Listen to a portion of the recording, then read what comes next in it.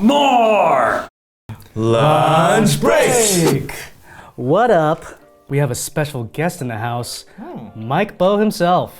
Mike, this is your first time on this set. It is. This is so cool. And it's also a little Marvelified. We've assembled some more decorations on the set. Why did we decorate the set, Benson? Because we all saw a pretty big movie this weekend, Endgame. So hopefully you all have seen this. We're gonna give our thoughts. Let me just say, this is the best homework ever. Benson was like, you have to watch Endgame for this. And I'm like, oh, Mom, Dad, it's my job, okay? I have to? I'm required to watch this movie. And we have to talk about it. Like, this is a huge moment in cinema, like Pop culture. Pop culture. Yeah.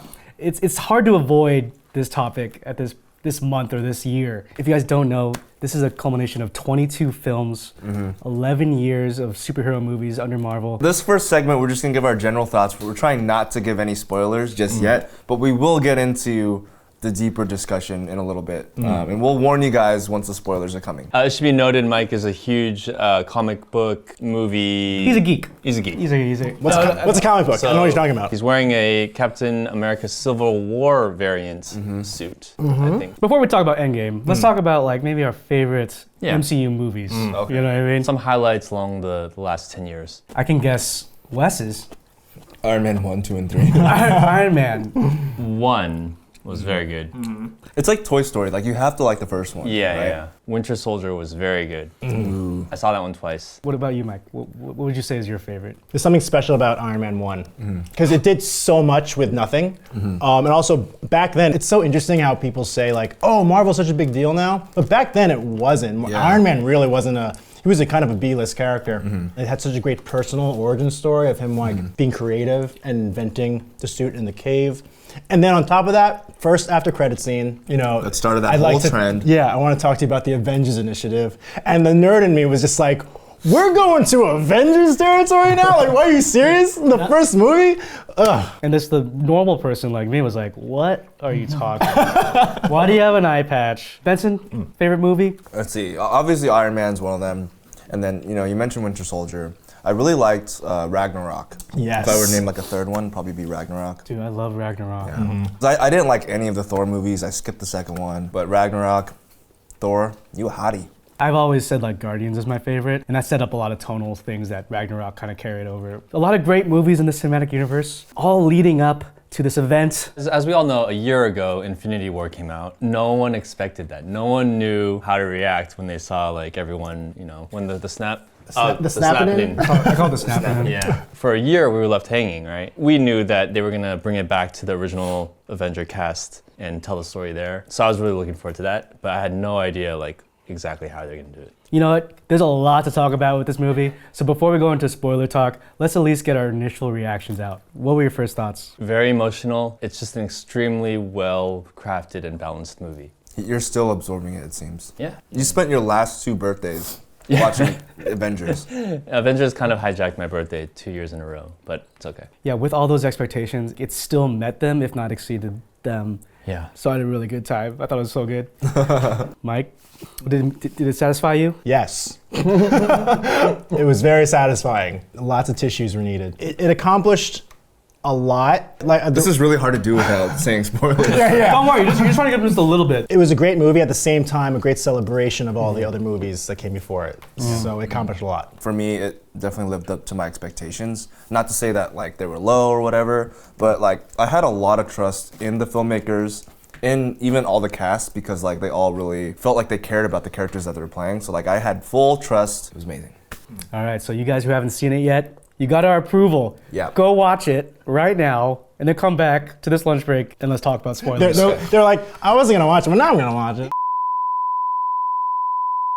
All right, now we can get to spoiler talk. You've been warned. All right, spoilers. Crazy movie, right? That was insane. First things first, let's talk about how a rat saved the world. Yes. A rat got Paul Rudd out of the quantum realm that was the cliffhanger for the Ant-Man and the Wasp. That's actually my one like thing that. It was funny though. I mean, like once that happened, I was like, it's okay. You know, we have to get moving forward. Let's talk about time travel. Yeah. You know, like time travel is a huge part of this movie that either like makes it or breaks it for you. Yeah. When I saw it going there, like I was a little worried. I was like, how are they gonna do time travel. Something new that we haven't seen in Back to the Future, in Terminator, and they did it. They did it, and they actually explained it very well. It wasn't too jargony. It was just enough. Like you knew, Yeah. you knew the rules of like, okay, they need the Pym particles to do this, and they have a limited number. Right. There's 3 like missions and stuff.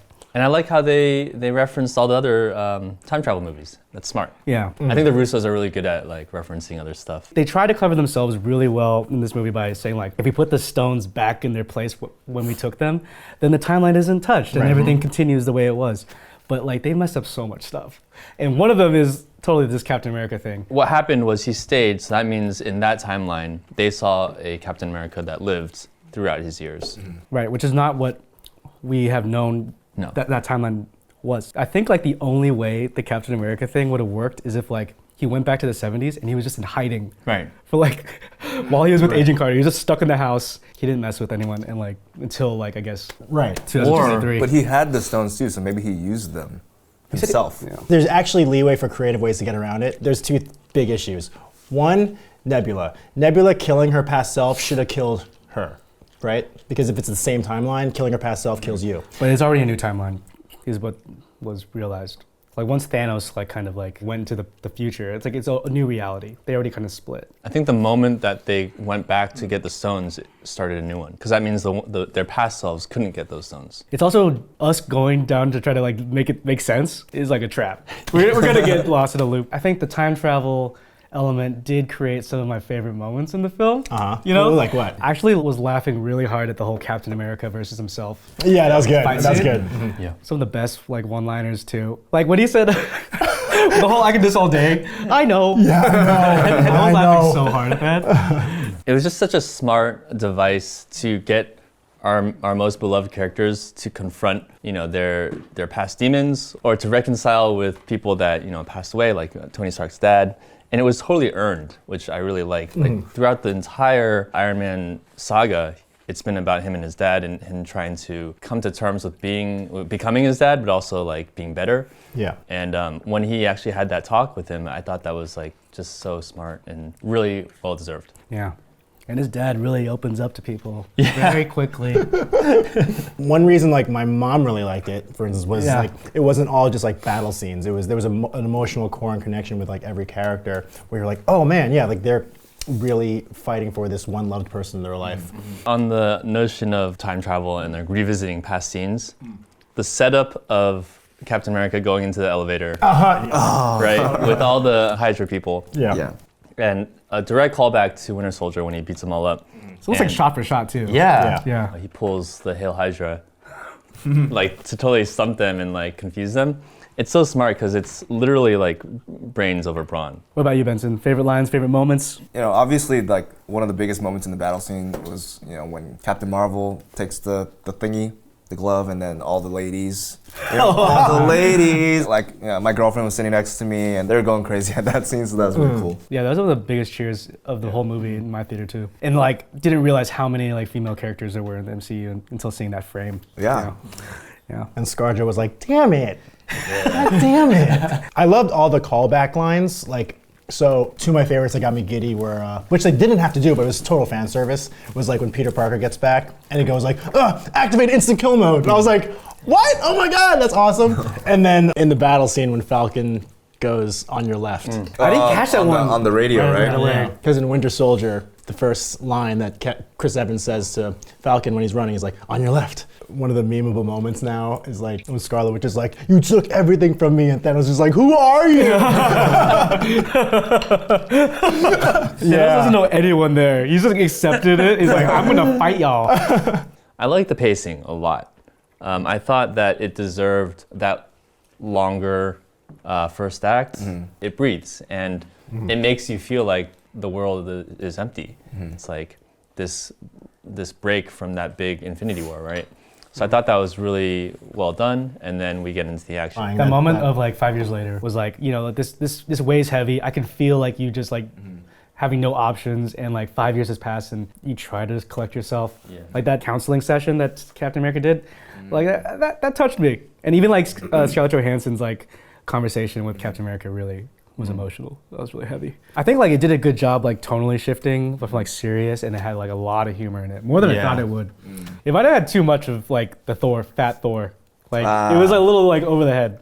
You mean like pointing that out? Or making a joke of him being fat. Like it was a funny reveal and like at the top and like, but they kept revisiting it. And even like him being like in the Dark World sequence, it was a little too much for me.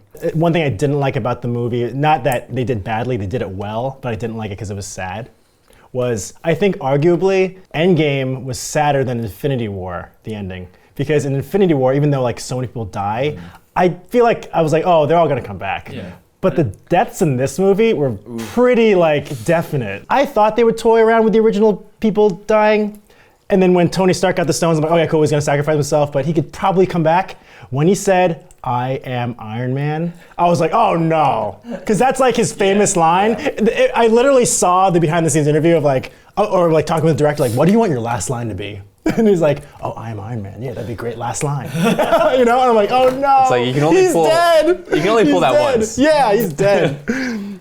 But you know, I think it's time. He's been through a lot. It's like he can finally rest now, right? That's what they said. There's a lot of things it's setting up to, this movie. And a lot of things are coming. They've slated movies from Marvel for a very long time. There's already Spider-Man trailers, right? And I guess that's like in 2023, you know? Right. Yeah, that's what we were saying too. It's like, did all of Peter's classmates' inner circle conveniently all evaporate? You know what I mean? Versus like, are some of his classmates like in college now? Yeah. He's like, oh. It's like a mix of people that vanished and people that didn't. Yeah. This is his class now. That'll really be interesting, confusing. just to know how they address that, because there are main characters that aren't heroes in the future movies that were part of that effect. Yeah. But it's also weird to be in a world where time travel exists now. From all the movies that come, time travel is a technology That's true. that exists. You could go back and change everything. They hinted at Guardians 3. Yeah. Thor is in it, apparently. Asgardians. Asgardians Oh, of the galaxy. Yeah. I'm excited for that. I think that's hilarious. Their dynamic's good. It kind of feels like Thor's at home with that. Yeah.